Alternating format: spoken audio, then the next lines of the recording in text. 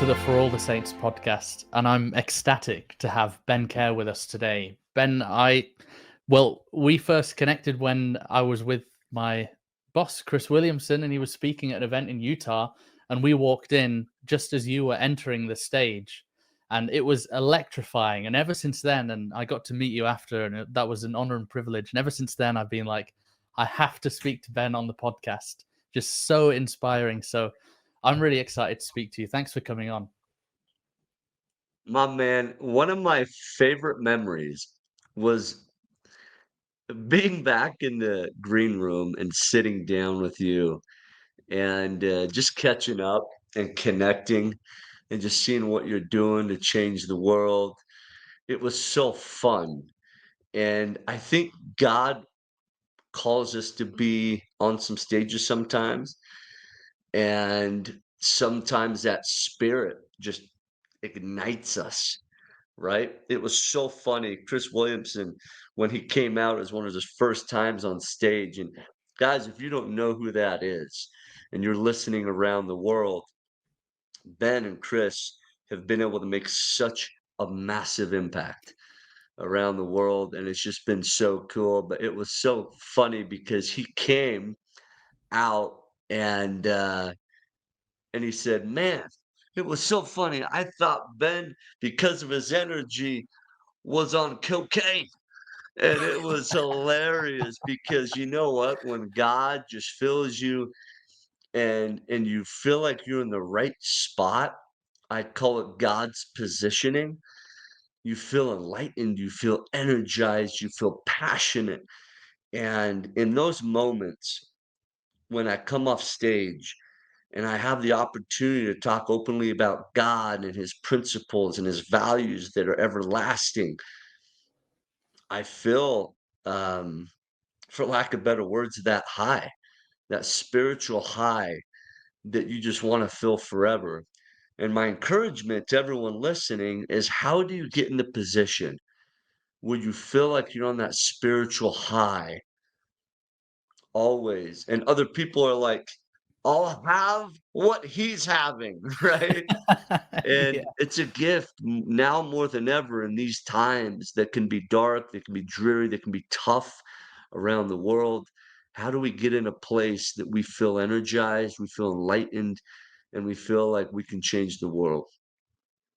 Now, what you're saying, I especially take like very seriously what you say, and I listen to your advice, and I follow you on social media, and when I see your videos, you always scroll past a lot of stuff, but when I see your videos, I pay attention because I know that life hasn't been easy for you, and you've overcome significant challenges in your life. And well, I want to obviously the premise of your upcoming documentary, which we'll get to later as well. And I want to delve into that. Like, let's go all the way back. Your upbringing and childhood. You were diagnosed with Crouzon syndrome when you were born, right? And I just wonder, at what age did you become kind of conscious of that? That you had this thing that kind of made you different from a lot of your peers. It's pretty young, my man. It was in elementary. Now, kids are really blunt and honest, Hmm. and they say from their mouth what they see with their eyes. And it's not like I have 9 toes that I can hide under a sock and shoes, right? When you see me, when you see my face, you see a difference.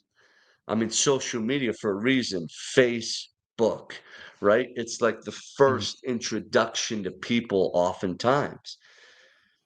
And so as I would go to school and I would be recovering from surgeries that would swell my eyes and my head up, and they would cut me from ear to ear. They would go in through my mouth and move my mid face forward. I mean, Crouzon syndrome, for those listeners, it's a very rare facial difference. There's not many people in the world that have it, and it affects the mid part of the face and part of the head structure. Your skull doesn't grow at the same speed in some areas. And so the doctors would have to go in, they'd have to put a trach in my throat, they would take bones from other parts of my body and restructure my face. And then they would hold it in place after they would move bones forward by wiring my mouth shut and packing the spaces with whatever it took to not reject it. That's why I would take other bones from my body, maybe some implants if it made sense, and they would hope and pray that it would stay. Well, because of those surgeries, I would have healing time. During that healing time, people would see me. And even after the healing time, when I felt like I looked a little bit more normal, I still had a unique look. And it was in those moments in elementary, junior high, and high school that it wasn't just the young kids that would say stuff. It was the parents, it was the adults that in some moments would say things that would absolutely shatter my soul. And I would pray and I would wish that God would take it away from me, that maybe one day, maybe just one day, I would wake up. And if I would wake up, I would pray that God would just change my face so that life would be a little bit easier. But I learned along the way that it wasn't a disease that I was cursed with. I learned along the way that it was a difference to allow me to live a different life, allow me to live not normal, but allow me to stand out. My mom would tell me, Ben, you're born different to be able to make a difference. And in those moments, I would choose, am I going to make a difference? Or am I just going to sit here and choose to be a victim? Mm, that's so powerful. I'm wondering from that, like, can you go on and share? Was there a moment, a specific experience where it was that turning point to say, "I'm gonna be a warrior, not a victim," or was it like a continual thing through school? You know, You know, in the documentary, we have a recreation of a moment. I was able to find a kid not too far from me after we looked all over the world for a younger kid with Crouzon syndrome who didn't just look like me, but acted like me, had the energy of me. And we finally found one. Literally lives 20 minutes away from my house. What a no way. gift. Yeah. I got the call one day and this family, the Fieldings, called me up. I was just talking with the dad last night, Jordan. Beautiful wife, his beautiful wife, Anna Lee, invited us over for dinner. And as I walked in the door, I see this boy with blonde hair, blue eyes, getting ready to have his one of his surgeries. So he would still look like he had Crouzon syndrome. And that would be the introduction that um, I'd invite them to be part of the documentary. And in this documentary, in this moment that you mentioned, it's this little boy, Colton, acting as little Ben in the market, getting ready to check out with his little candy bar. And as he goes up to the cash register, there's a man, an adult, and his two kids. There's a little boy and a little girl, and in the movie, they're played by Colton's brother and sister. But they were strangers to me back then, and the man would turn towards me and grab his boy and grab his girl and point at me, point at my face as he grabs his kids. He's like, "Hey, I can't believe this kid goes in public. Can you believe that?" As he No laughs. way. No wonder why he's alone. He probably doesn't have any friends looking like that. And I remember grabbing the Twix and just crushing it in my hand, the candy bar. All of a sudden, my appetite was gone. And I just closed my eyes and I just wished in my little simple mentality that when I would open my eyes, he would be gone. He would get out of the store. He had done what he came to do and he would leave. Just leave me alone. I felt like half the neighborhood was waiting in line behind me to check out, and there were whispers, there were laughs, there was mocking, there were gasps, but people kind of just mostly stayed silent. As I opened my eyes again with the crushed chocolate in my hand, the man was sitting right there, and then he said this. As he looked at me and he pointed at me and he grabbed his kids and he put them behind him. He says, "Get away. Don't go near him and don't touch him. He's probably contagious. I don't want you to have that. Let's go." And I tell you what, man, that tore me up. It hurt me to my soul. I just sat there and cried. And I went home. I went in my dad's office. In my dad's office is a bathroom there. And I shut the door. My mom was home. She heard me crying. She came in and she just held me. And in that moment, I told her what happened, and she just cried with me. And I want to tell you, after a good cry and telling her what happened, she that's what she said. She looked at me. She's like, "Ben, you're born different. So you're gonna make a difference. Tell you what, stand up." And I stood up and I looked in the mirror, right above the vanity sink, and she said, "Ben, look at yourself." She says, "That person I see in the mirror gets to choose to be him at 100%. I know you tell me you want to be Brandon, you want to look like them, you want to act like them, and you want to be everybody else's version 2.0, Ben. God didn't create you to do that. God created you unique so you can stand out. He created you so when the attention comes, even if it's unwanted attention, like in the grocery store, you can choose to shine. You know what? In those moments, I look back in tough moments today, I look back at those times and I think of other people that I look up to that in the darkest of times, they chose to stand out. I believe that, Ben, I believe that we are destined for greatness if we choose great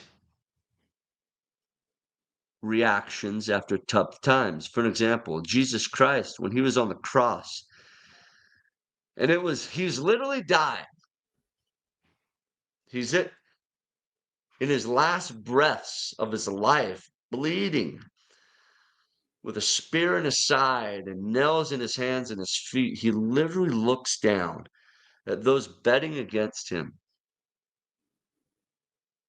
and he says, "Forgive them, for they know not what they do." And another experience and another example of the darkest time of his life, he's coming out of the Garden of Gethsemane, suffering, bleeding from every single pore, suffering the pains and afflictions of mankind.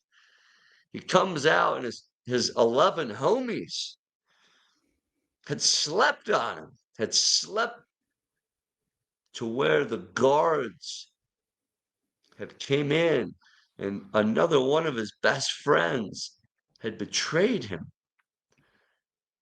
and sold him for the same amount of coins that they would used to sell slaves for. And in the darkest of moments, how did that man react? One of his one of his best buddies gets up and he felt shameful that he had slept his guard. He allowed people to approach and find the master Jesus. And so he gets up and he cuts off one of the guards' ears to try to defend and make up for him sleeping through the night. And Jesus, instead of saying, "Let's go, cut off everybody's ears," right? Instead of that, he grabs the ear of the man betraying him or of the guard that came to kill him, and he takes it and he heals the man. In our darkest of times, in your grocery market type moments, whether you feel like you're on the cross, whether you feel like you're dying inside, or really you are physically having hard moments of illnesses, or you've suffered death in your family, I truly believe that our next decision that we make, the next little moment that we make, is how we're remembered. I believe that's how our legacy is built. Are we a victor? Are we a victim? Do we shine? Do we hide? And those are the moments that really create um, what our life is about. That's so powerful. Thank you for sharing that. And I know you've come so far and achieved so much, but it just still, when you recount that story, it's like, I'm so sorry you went through that. It's horrible that that would happen to anyone. But obviously, you're here to tell the story and to inspire other people that are still going through those hard experiences. So thank you for that. And I want to get on to wrestling and how you got into wrestling and like how that impacted your life. Well, yeah, you share with that, and I'll continue later on. I've got some more questions on wrestling. So you want to know how I got into wrestling, right? Is that what you said? Yeah, and how it changed your life. Oh man, tell you what. So my brother had started young in just like the local high school um, learning and just learning the basic techniques. It's basically like babysitting, right? And you're learning just a little bit. And anyways, at the end of the like 3 week trial for wrestling, they put you in a little tournament. And I'm sitting there and I'm too young to wrestle. I just got done with some surgeries like about a year before. And as I'm sitting there watching my brother, I'm like, man, I want to wrestle. What I love about wrestling is it's all on you. You have control. You have control of how much effort you put in. You have control of if your coach tells you to do 20 push-ups, you can do 20, you can do 10, or you can also do 30. I call it being disobedient to average. You can choose to be normal, you can choose to be average, or you can choose to actually make a difference. So what I love about wrestling is because I couldn't control Crouzon syndrome, because I couldn't control some differences and things that I was born with, I could control my effort. And so as I was going through the end of the tournament and watching my brother, I grabbed kids that were wrestling or weren't there to wrestle, and I said, "Let's wrestle." And so on the side of the mat, we were wrestling and we were grappling and like throwing each other around and choking each other out and headbutting and just being, just being rough with each other. Well, at the end of the tournament, my brother gets up on the podium and he gets this little medal. And I was so mad that I couldn't get a medal. And so I went to my mom and I'm like, "I want a medal. I want a medal."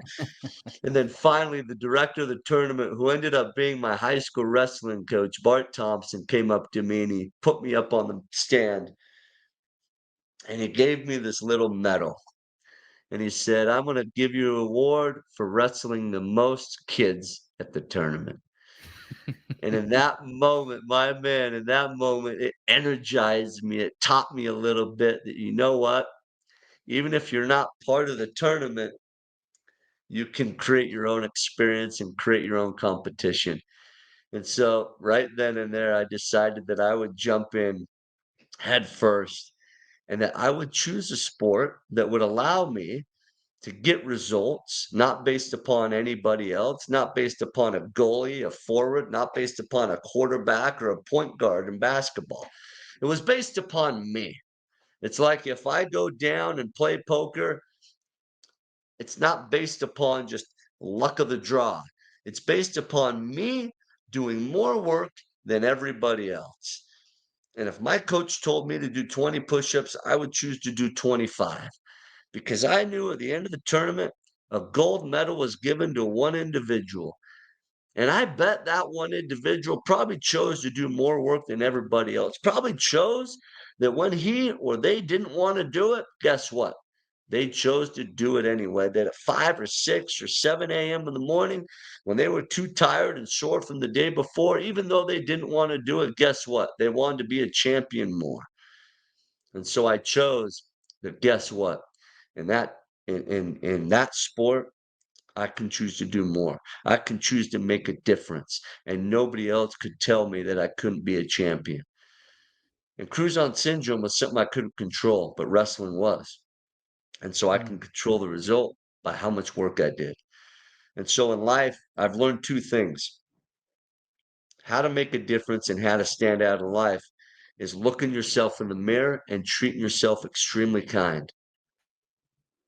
I've learned all too often, my man, that if I earlier on in my life, I didn't treat myself very kindly. And I had a mentor tell me, Ben, if you were to treat everybody else like you treat yourself, you wouldn't have any friends because you're so mean to yourself. Every time you look in the mirror, you tell you how ugly you are. Why don't you have this? Why don't you have that? Well, what if your internal dialogue was external towards other people? You would be mean to everybody. Why don't you try to keep treating yourself kindly? And just like Jesus did. Jesus, I am the Redeemer. I'm the beginning and the end. I am the water. I'm the bread of life. And I think our I am statements need to be that powerful. They need to be more bold.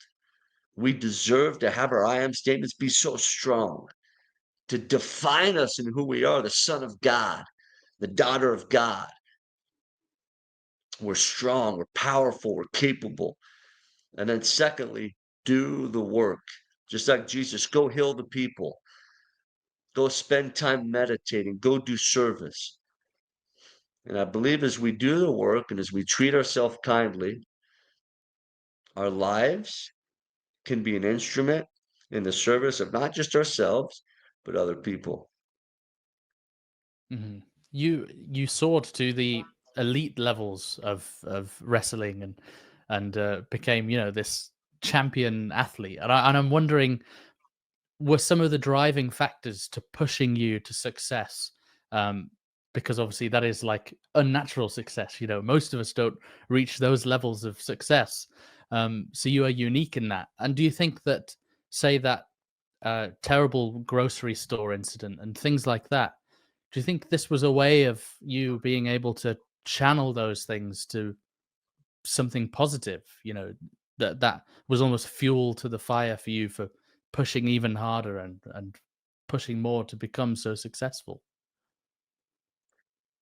Dude, that is such a good question. Solid question. Um, After I speak, I often have people come up to me and they're like, "Oh man, I'm so sorry you went through that."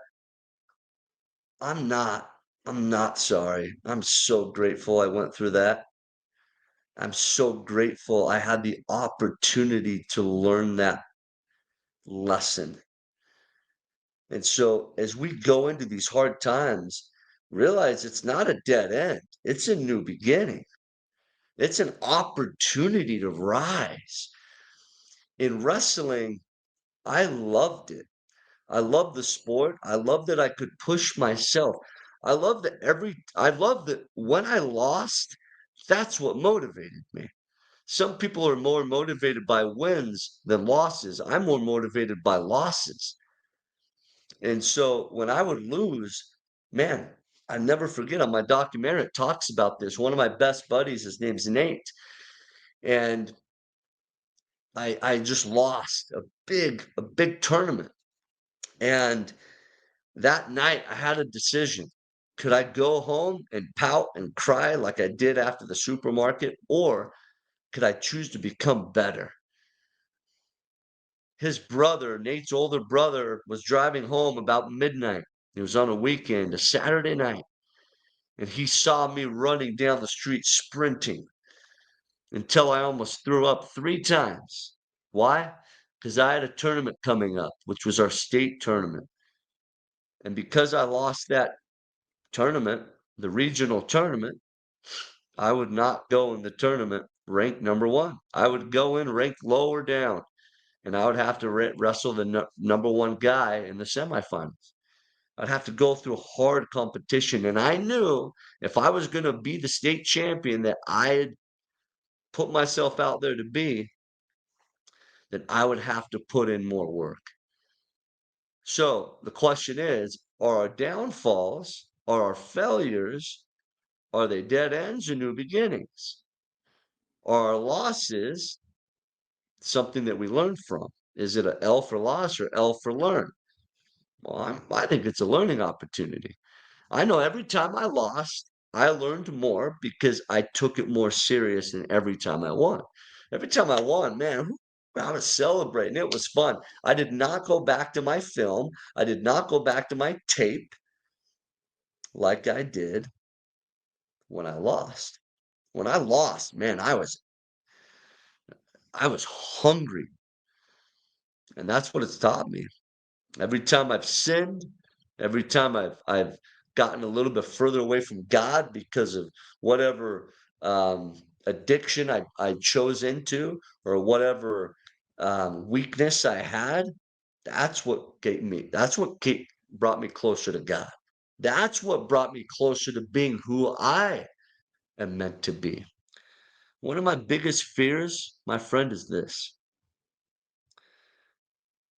that when I die and I get to see Christ again, I get to see my Heavenly Father and my Heavenly Mother, and I get to see those who have passed on before me. Last night, my grandma died, and it was a beautiful thing because now she's reunited with her husband. When I get to see them,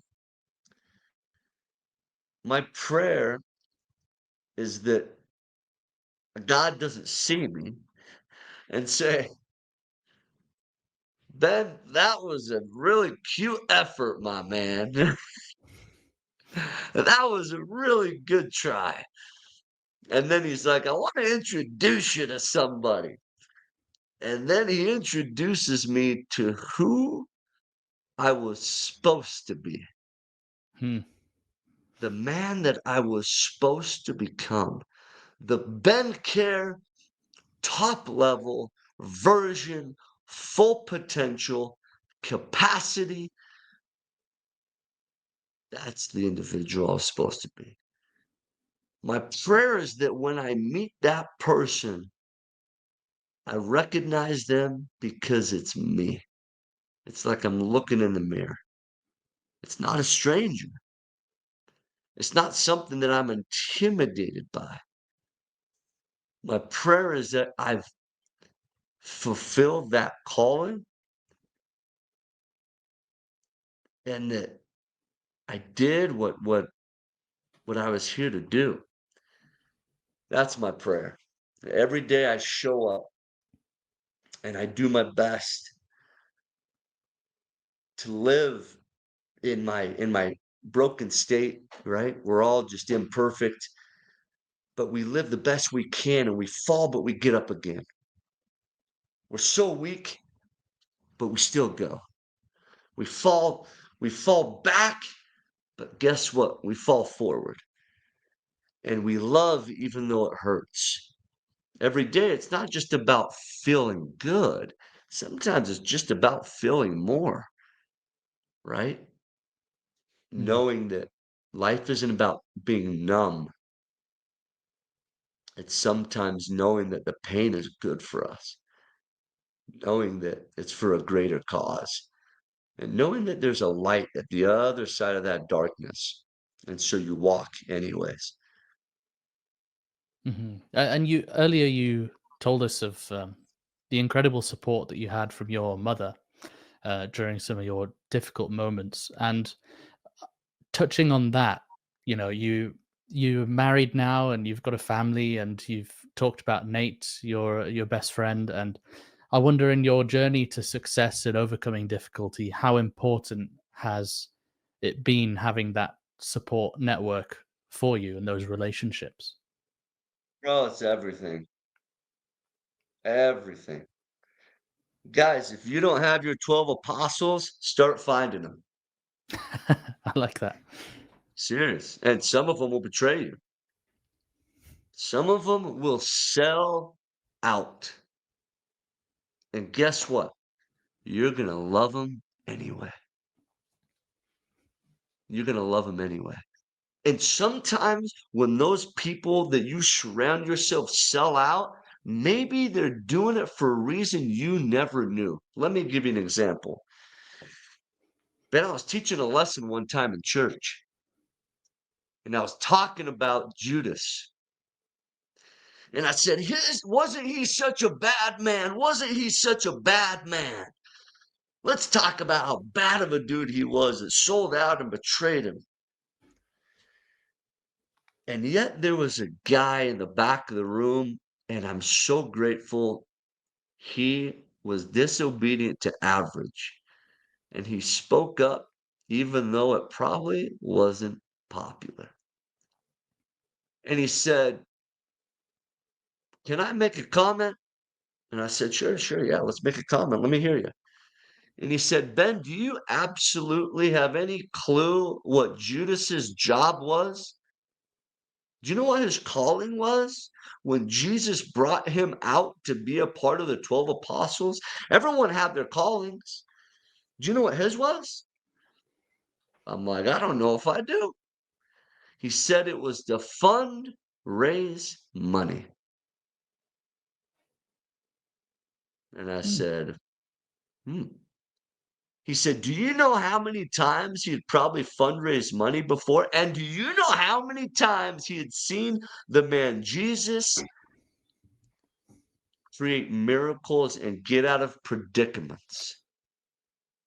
What if, just what if, he was at the end of his rope? And what if, just what if at the Last Supper, he was hearing what he felt like was the literally last time they would be together? And he's like, not today, not today. And he left because he couldn't hear it anymore. And he went to go fundraise money to see if he could change what would be, what could happen. And what if, when he arrived, he thought Jesus would get out of the predicament? The other 11 would be alive, or not alive, would be awake. He thought the other 11 would have done their job, but they didn't. They slept in. The guards showed up, and Jesus allowed it to happen. He put the ear back on the soldier. He allowed them to take him.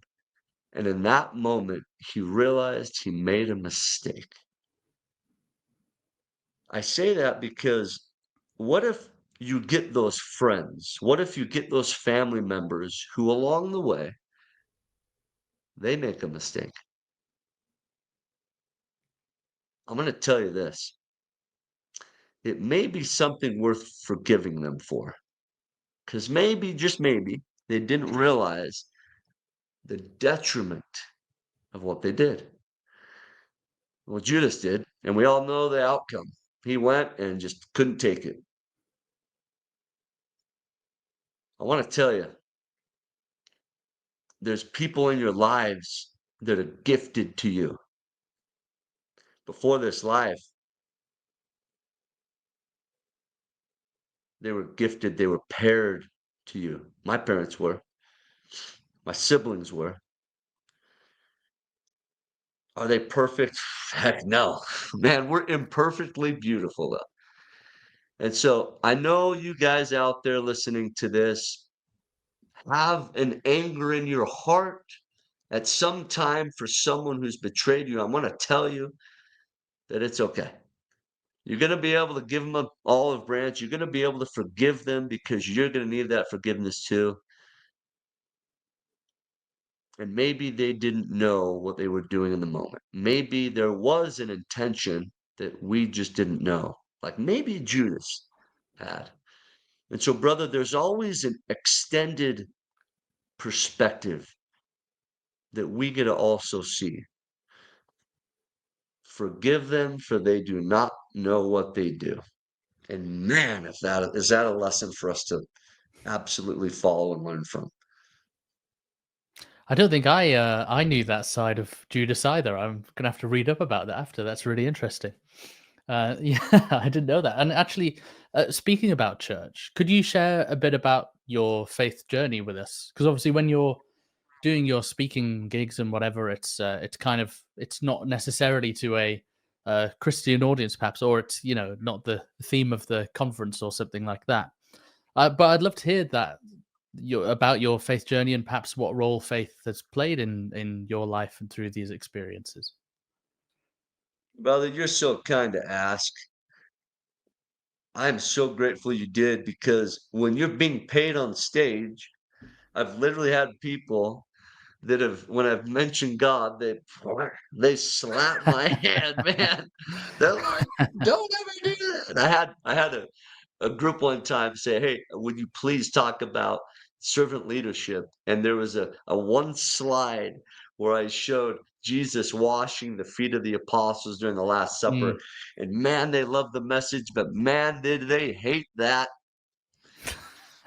They hate that example. So absolutely. I'm in high school. I was dating what I thought could be my wife. She's an incredible girl, but I also felt like I wanted to serve a mission. At the same time, I was one of the best in the country. I was a five-time national wrestling champion, and I was getting recruited all over the country as one of the top recruits for wrestling. I ended up choosing Oklahoma. I ended up going there and doing really well. Our team was third in the country, and they wanted me to stay. Ben, could you stay? Do you need to really go on a mission? I'm like, well, technically, I don't have to go. It's a choice. And you know what? I'm not going if I'm not all in. I was all in or all out. That's kind of the mentality I had. And that is really good. It's not a bad thing. So I need to make a decision. Was I going to leave money? Was I going to leave this girl if I didn't know if Joseph Smith was a true prophet? Well, heck no, I'm not gonna go. I'm the top of the country, dating this really cute girl. Who maybe we would get married. I remember going to church and fasting. Well, if you don't know what fasting is out there, it's where you go without food and water for a period of time just to have a meditation of full focus. And I remember going to church and singing a song about Joseph Smith called Praise to the Man. And it says, Praise to the man who communed with Jehovah. Jesus, or he was anointed by the prophet and seer. I think that's how the words go. I remember being there in that moment, singing the song, praying, God, if you can tell me this one thing, if Joseph really did see Jesus and Heavenly Father, and if they really did tell him that the church of Jesus Christ was really restored, and that is here today with a real prophet, just like Noah and Moses, just like the prophets of old. And there really is a voice of God on the earth today, and that we can follow that. And there really was a scripture that was written additional to the Bible that talked about Jesus Christ coming to the New World, coming to the Americas, Mexico, and spoke with the Incans and the Mayans and the Aztecs. If that's really true, then it comes down to one moment in 1820 to a young boy named Joseph. God, if that's really true, I need to know. Have to know. Because I ain't one to just go out on a limb and stop my dreams if I'm not just somewhat knowledgeable of some. I need to know. I need to go all in, God.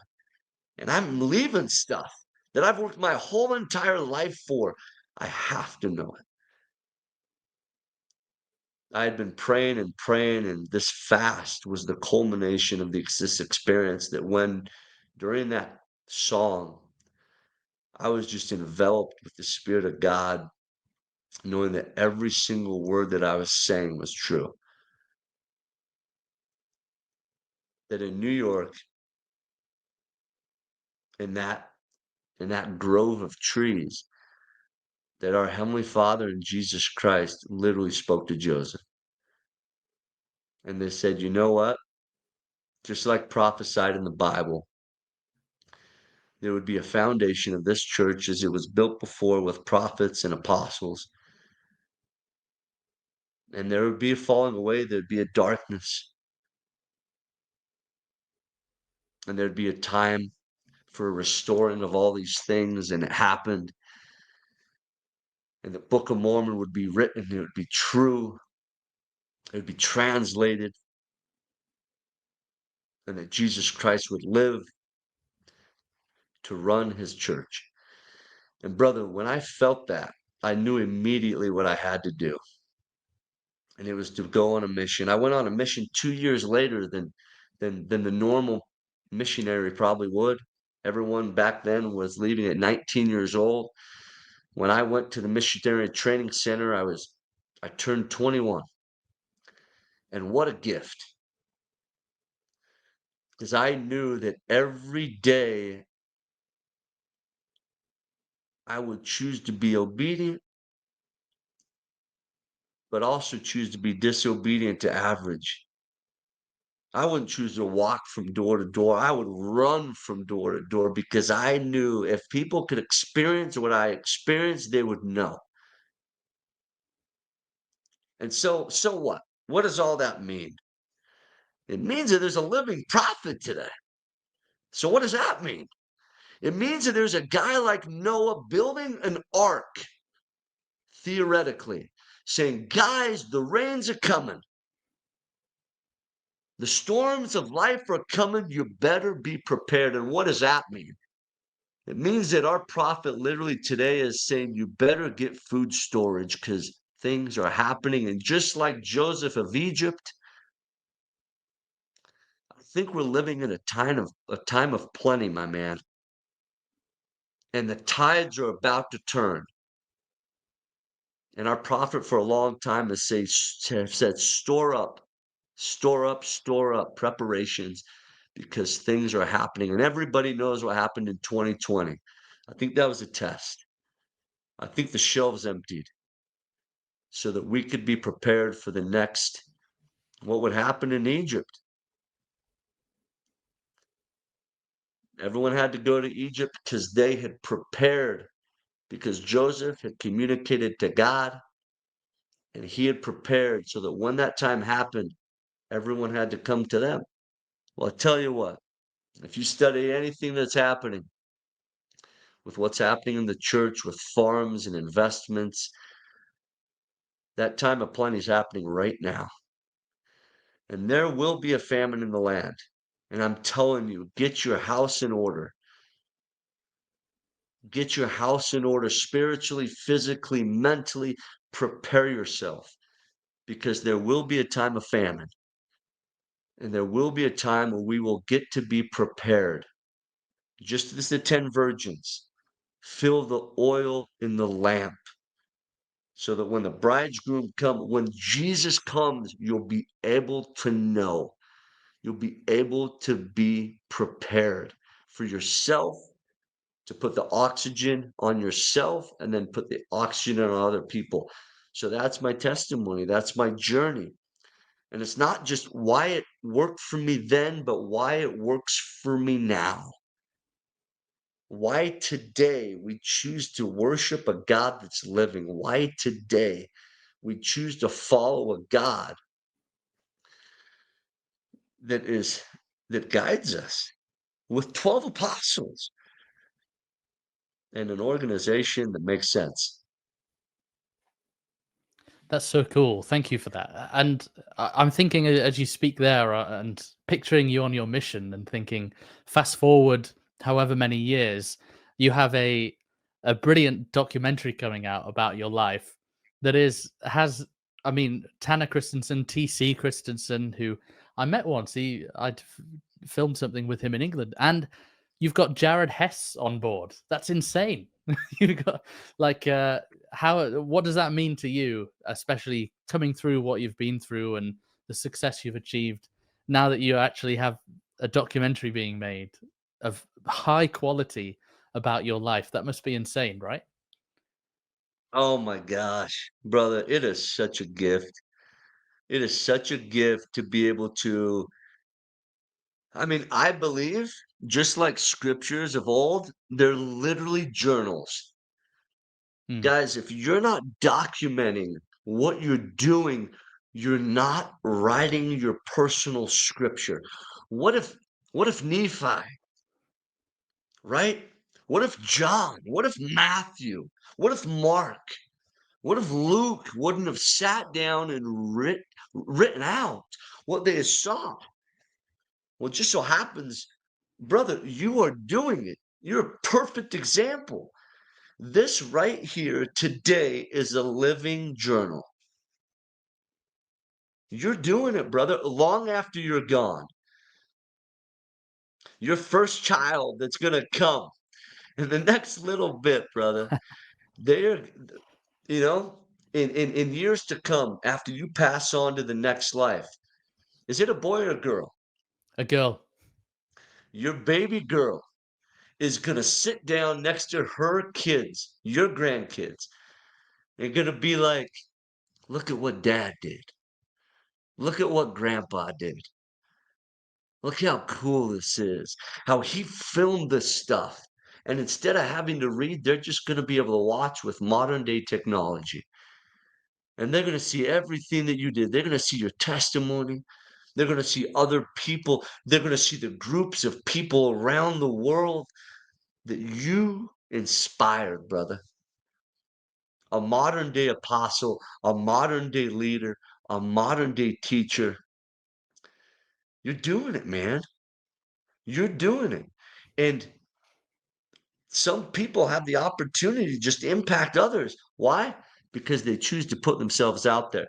And the documentary was one of those. Man, I was afraid. Who's going to watch it? What if people don't fill the seats? Oh, dang it, man. It's about me. Talk about fear of failure and fear of not being enough, brother. And it just so happened that when we finished, Tanner, who's the director, TC's son, TC, a brilliant man, and Jared Hess, who did Napoleon Dynamite, Nacho Libre, he's coming out with Minecraft in April, jumped on board. We got allowed to, we got accepted into Hollywood, Slam Dance Film Festival. And this no-name little Crouzon kid from Utah got put on a Sunday morning, 9 a.m. And we sold it out, baby. The first show to sell out, and I think still the only one. Wow. And man, a story that's gonna resonate with the soul, it's gonna resonate with the heart. I hope everybody that shows up will choose not to live an ordinary life. On the poster, the video, the film poster, it says, I had the opportunity to, with no chance of living an ordinary life, he chose to live an extraordinary one. And I tell you what, everybody has that opportunity to live a life of extraordinary measures, to ignite extraordinary inside of you, or to live an ordinary one, to do exactly what's asked, to be obedient to average, or to be absolutely disobedient to normal, to average, to what's expected, to go above and beyond, to not say yes to good all the time, but to say yes to greatness because you know good is just mediocre. We're not meant to live a good life. We're meant to be extraordinary. And so as we make room and space for that, and we say more often, or we say no more often to just okay things, and we choose to step up, shine God's light, step out from behind the bushel. I did that way too long, my man. I hid myself. I thought it was okay. It was comfortable. Whoo!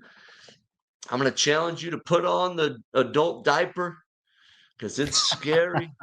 You're going to want to pee your pants. You're going to have the sleepless nights. Last night, I had another sleepless night because of stuff we're putting ourselves through. And we're feeling more. And brother, that's what life's about, I would say. Well, I'm so excited to see it, and I'm just I'm just so glad that your story's being put in there, as you say, so that generations can watch it.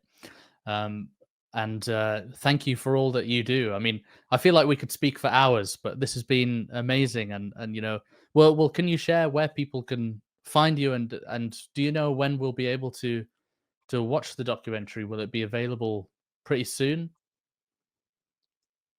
Yeah, man. After Hollywood, that's our world premiere, which is the 23rd, just in a couple weeks. Um, we've been accepted in another film festival in the United States. I can't say where it's at yet because we Ooh. have to wait a few weeks. And so we'll go through the phase of document or film festivals, and we'll see what happens. We may at some point we may get bought out by Netflix or who knows, by Amazon Prime. We don't know. Um, we may do a theatrical release in theaters. That could be fun.